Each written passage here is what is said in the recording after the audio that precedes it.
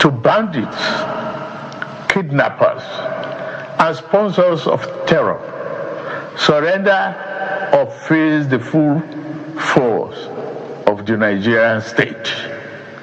These windows of surrender will not remain open forever. No mercy will be shown to those who trade in blood of Nigerians. You see, this is the problem, and this is why I don't have confidence in President Bola Ahmed Tinubu. Because how are you saying that for bandits and every other person sponsoring terrorism, that they should surrender or they will face the Nigerian state? So pending when they decide to surrender, they can continue to kidnap, they can continue to kill, they can continue to rape our women, they can continue to keep kidnapping our children from schools. No, President Bola Ahmed Tinubu, this is the time for you to move in. You have been waiting for them to surrender for the longest. They have refused to surrender. For the longest, you have been calling on them to surrender, that they should drop down their arms. For the longest.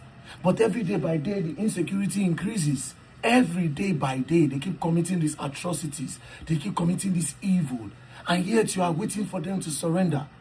Need I remind you what you promised in 2022? I'm going to play you a clip. You promised in 2022, this was not your words when you were seeking election in 2022.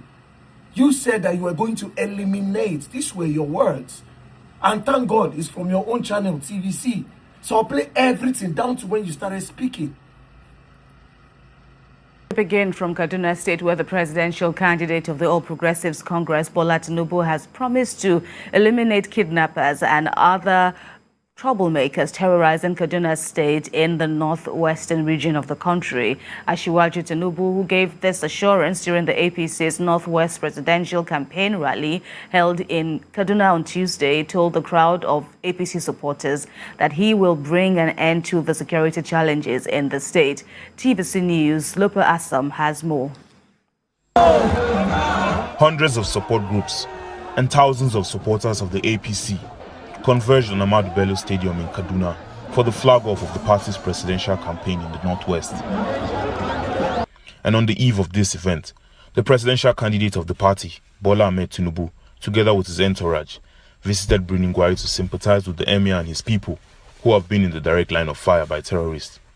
And there he donated 50 million naira to the families of the victims. His arrival at the Ahmed Bello Stadium on Tuesday signaled the beginning of the presidential campaign in Kaduna. And together with his entourage, Asiwaju Tinubu immediately went round the arena, waving at the mammoth crowd. Also at the campaign rally was his running mate, Senator Kashim Shettima, as well as the governors of Kano, Kebbi, Jigawa, Plateau and Borno states, with party members from their various states. And while addressing the crowd, Bola Tinubu assured them of his commitment to create jobs for the youths, improve agriculture, and bring socio-economic developments if voted into power. The region has been the most hit by terrorists in recent times, and Bola Tinubu promises to effectively tackle those troubling the region when elected president. All those troublemakers, violent kidnappers, killers, all troublemakers of Kaduna, I assure you, we will eliminate them. El-Rufai has done a good job. Go around Kaduna, you see how organized, how clean, and he has moved the internally generated revenue up. The host governor, Nasir El-Rufai, is pleased with the overwhelming support shown to Asiwaju, and is also convinced that the party will emerge victorious in the zone because of its numerical strength. What we have seen here, we are satisfied. Northwest has done well, Kaduna has done well. We've set a new standard. And I'm very grateful to all of you. Several Northerners have voiced their appreciation of Bola Tinubu for the support which they say he has given to the North since. So when are you going to start eliminating them? You said you would eliminate them. Now, this one you said in Kaduna, you also repeated this thing in Abuja. You also repeated it in Lagos. So at what point do you start eliminating them? Because while you are waiting and you are giving them time, then they don't surrender, that you are going to, no. Day before yesterday, a principal in Kogi State was killed Now, for that principle, we have said it that public schools do not go to school again until the government figure out a way to end insecurity. Until this insecurity comes to a stop. Public schools are no longer safe. Now you don't go now, they don't unalive you, which is quite unfortunate. Nobody deserves that.